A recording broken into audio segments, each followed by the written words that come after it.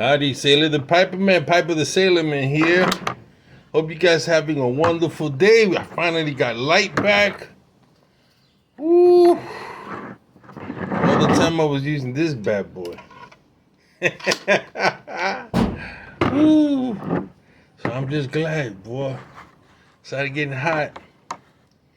Got hot in here, and I'm over here trying to open this Golden Blend 7 C's. I haven't tried it yet. I had it there. Ordered it there, and I forgot I had it. Well, you see, I got this. I was onto this yesterday. This is the regular blend. This is nice. Last night I was hitting out. This is. Let me tell you something. For a long time, I didn't smoke cherry. You know, I told Tono that, and because I smoked that Middleton cherry for many years as a rookie. And so I just stopped, you know, I wanted something different. Once I started trying other blends, I never went back. Many years. So this coat was the first one in over 20 years. Cherry blend. Man, how time flies. Woman, you young. Time has flown. So many things has happened in 20 years. And so it's not bad. I was just like, you know, it's got like the Aquaman thing going on here and Colt. I still don't understand. I wish. Then it's got a skull here, you know, and I'm not too sure what this is all about. Colt, you know, Blood Red Moon. When I hear Blood Red Moon, I think about Matthew 24 and the sun, the moon turning red, and the blood moons of Israel. You know, prophetic. Then it's got Colt. Then it's got Poseidon's whatever, and I'm like, what the heck is wrong with this? With these people, you know? And so I decided not to be prejudiced, not to be biased, stop being a traditionalist. So two things I'm gonna do. Tono is right. I gotta get out of that not using estate pipes. He's right. That's a superstition. And we ain't supposed to be, believers ain't supposed to be superstition. And even though I still believe I saw a ghost, I am going to either purchase or buy some from somebody an estate pipe. So if you have an estate pipe you get rid of, or an estate pipe you'll sell it inexpensive, I'm gonna buy yours. Somebody I know, at least. So just a word to the wise. Sailor pipe. The sailor man is gonna smoke from an estate pipe. I'm gonna make it a world event and premiere. I want the whole world to see, just in case that Indian man shows up again. I'm gonna record that bad boy. But and you know, it was just something that happened. Might have been the the the acid I dropped, or Ooh, that was its chemicals. I'm not proud of it. LSD. I used to do a lot of LSD. I used to do a lot of acid tripping back in the days, you know. And I did my experimenting, you know. Never hard, never heroin like that. But I experimented a lot with hallucinogens and all these Indian plants.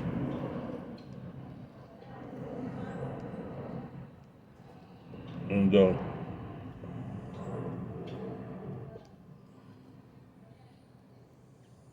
with my Peterson Kinsdale.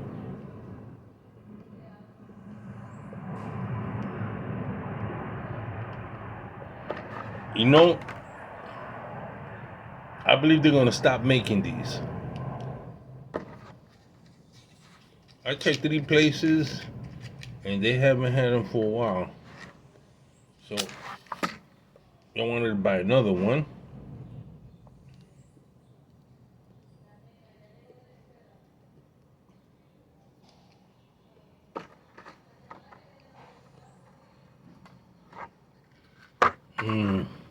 Wow. Now this one, let me see. Where I put my glasses at? Can't find my glasses.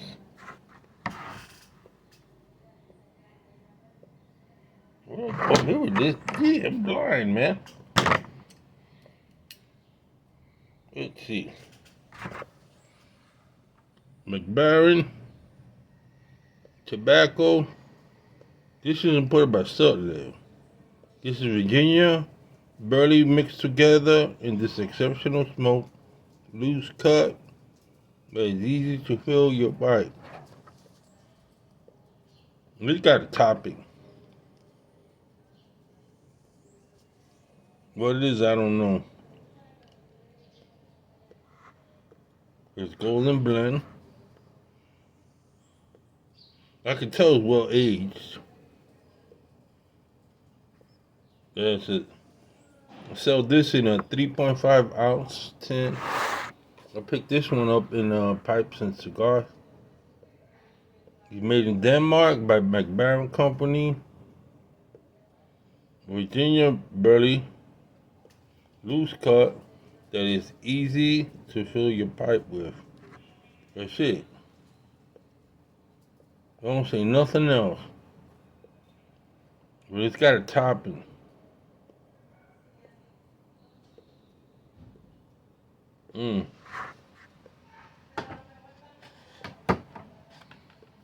Combination is nice. It's mild smoke. You can taste the Virginia and the barley.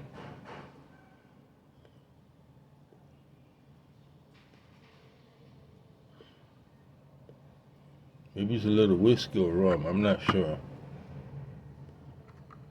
Maybe not. Maybe it's what I ate previously. But it's got a slight topping. I really don't know what it is. So, it smells, got a little sweetness to it.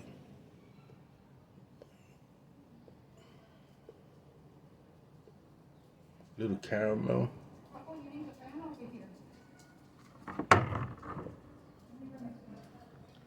And really nice.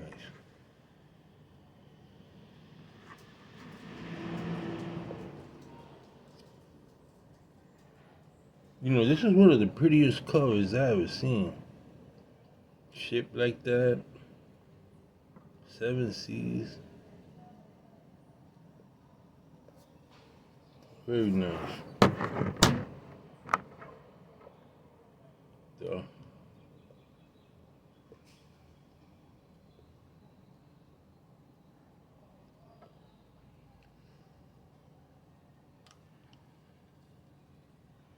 You know, something I found out, historically speaking,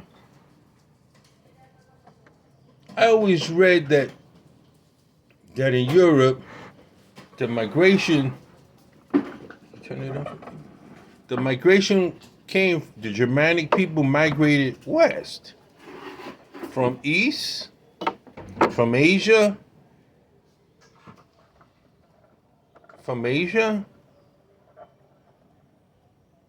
into Europe, right? That's what most of the history book says. The migration. Well, recently they found out that wasn't necessarily the case.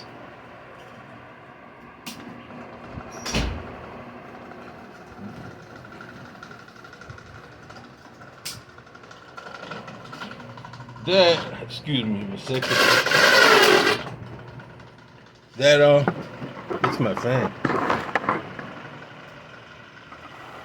I found out, you know, when Paul did his missionary journey to Asia Minor, to what is now Turkey, he came across these people called the Galatians. In all these years, I thought they were Celtic people and that they migrated into Gaul, which is France, and from France, they migrated across the sea over hundreds of years. But the fact is, the Galatians were from Gaul that migrated around. They migrated around the Imperial Rome into Asia Minor. Either that, or that somehow they were taken or captured and they were settled there. Because a lot of the archaeological and anthropological evidence shows that the migration happened from Gaul to Asia Minor, to Galatia. So even though they have the name Galatia has nothing to do with the word Gallic, which I thought that was for many, many years. I found that to be so interesting. So there was obviously many shifts in population back around 200 BC to 200 AD.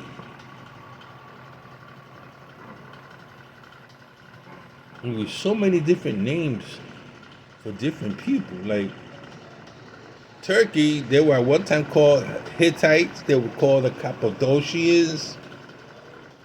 Later on, they became the Otto-Turkish Empire. In Rome, they were called the Etruscans, and they became the Latins, and they became the Romans. You know?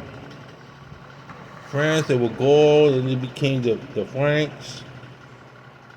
Then part of it was settled by the Normans, Germanic tribes.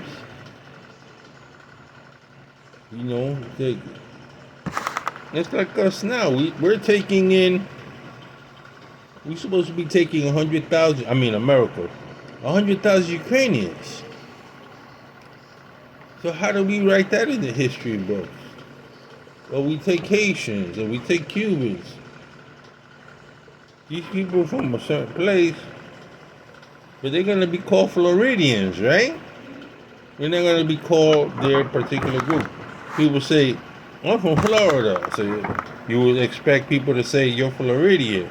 Or if you're North Carolina. Yeah, because I lived in North Carolina. And I would tell somebody that wasn't from Carolina, they would say, you're Southerner. You're from the South. You're from North Carolina. Even though I'm not indigenous, even though I'm not born there. So very easily,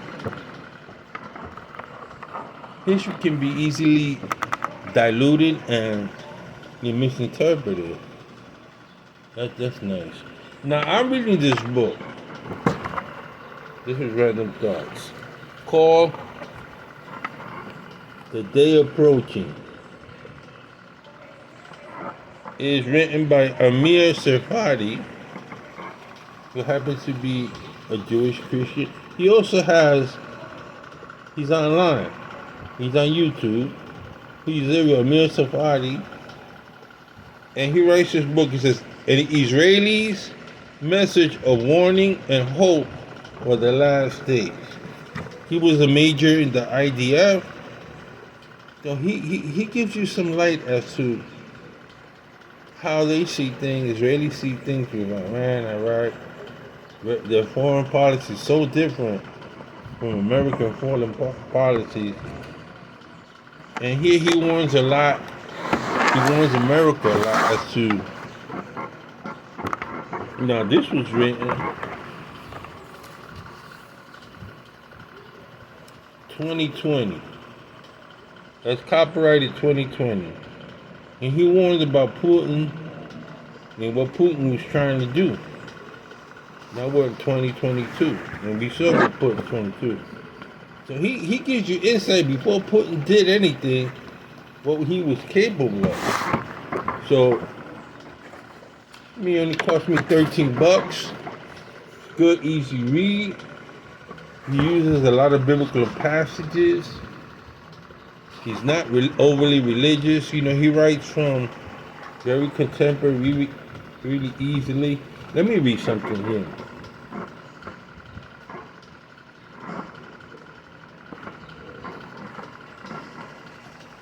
Let me read something here very interesting that I read.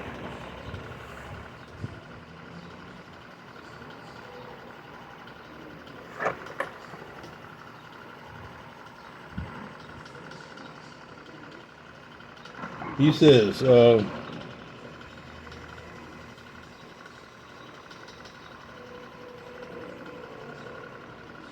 Iranians' goal is to be poised on the Syrian border with Israel so that when the attack does come, they will be ready to pour into the Jewish state.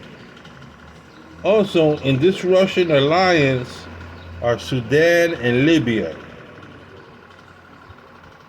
As the Russians have long had an interest in the oil fields of Libya and are looking for opportunities to put their nose under the Libyan tents, oil, gas, Russia, it is no surprise to find them linked together again. Standing with Israel against these enemies, check this out, are Jordan and through most recent and unofficial alliance, Saudi Arabia and Egypt. Surprisingly to many, the Saudis have signed a secret deal with Israel. Say, if you want to attack Iran, feel free to use our airspace. The Saudis did add a caveat promising that if Israel admitted to this alliance, they would deny it and condemn Israel in the United Nations. So there's a lot of stuff that the news is not covering of deals done between Israel and deals done between Arab state and Libya and Russia. So there's a lot of stuff that comes. We get to see the outcome of those chess positions, but we don't know how it began. You know, what caused someone to attack someone? The same thing with Russia and Ukraine. There's something going on underneath all that we don't know. So it's very good. Because as a general in the IDF, he's privy to a lot of information that are now declassified. Like, I'm privy to information had top secret clearance. I'm privy of information that's declassified. And is that in the Baltic Sea, we've always had submarines, nuclear power submarines, atomic ICBMs with 10 warheads that can strike Russia simultaneously and put them out of commission. So when I hear all this rhetoric about the news, oh, we have to worry about Putin, or we have what's called preemptive strike. Before they make a movement to launch that, in their cheap silos, 15, I think it's 15 to 20 minutes before they can launch it, we already know. If they were to get off one or two, we'd have multiple strikes on Moscow and debilitate them. And if that was in the air, we have NATO, and it would never get across the Atlantic or the Pacific Sea, because all over the Pacific Islands, we have countermeasures. We have countermeasures in Wake Islands, we have countermeasures in Guam, we have countermeasures in Hawaii, we got countermeasures on, we have subs out there to intercept them. Coast of California. The most susceptible area would be the city of New York. And even there, north of New York, we got Newport News, Newport, Connecticut. We got Pensacola, Florida. We have atomic weapons at Camp Lejeune, Fort Bragg. Off the coast of Atlantic, we got, it can never get through. Only we're asleep.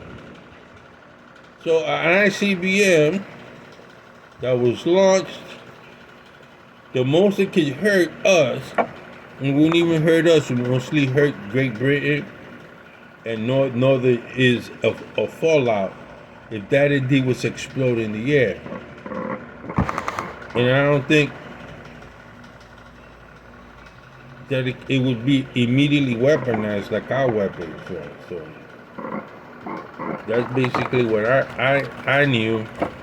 And letting you guys say it's impossible. It's impossible. It's impossible. 99.9% impossibility that anything coming out of Russia could ever reach the U.S. soil. They'd be dead. Before they would hit us, Russia would be non-existent. It would be non-existent. They might get one up in the air, but we have over 600 submarines. That's declassified. We got more than that. Right now, watching everything that's going down in the Mediterranean, the Atlantic Ocean, North Atlantic, Balkan, Caspian Sea, they ain't gonna do nothing. They're putting try. Let him think he could do something. The more decrepit ICBMs probably couldn't even get off. They'd probably be in danger of blowing up in the middle of the air over Russia. They can't touch us. See, we update everything. We're not like them. Oh, rickety tanks, and we spare part all these years, putting a front. They've been exposed for what they are. They got weak military, weak-minded people, non-professionals in the way they conduct themselves. Ain't no way we would have 5 generals dead. They're dead. So, logistically, they can't do nothing. We roll over Russia in a couple of days. We have 100,000 troops, 24 hours. You had 700,000 troops in Saudi Arabia before we launched Desert Shield. We got B-52s that be so high in the sky, they couldn't spot them. We got AWACS, we got stealth, we got battleships that can go right up to the strait into the Black Sea, from the Black Sea hit Moscow. Got battleships, we got aircraft carriers, everything. We got multiple aircraft carriers and launch 40 planes at one time. All. And they're having problem with the Ukraine MiGs. We could take over Europe if we wanted to. America could take over Latin America in 48 hours. Shut it down. Yeah, civilians don't know how powerful we are. I know how powerful we are. America, if we wanted to, could take over Spain, Portugal in 48 hours. We hit them with so much salvo, so much air assault, and drop in 100,000 troops in Madrid. You have them in lockdown. They wouldn't know what hit them. You got mechanized mobile. You got Hercules that could fly in tanks, parachute tank. We're the beast, man. America's the beast. You don't want to wake up a sleeping giant. We do a lot of diplomacy, but if we wanted to take if we ever had a president, we take over all of West Africa. Peter the Piper, man. I would say that, man. Gotta watch. You gotta watch out the beast rises.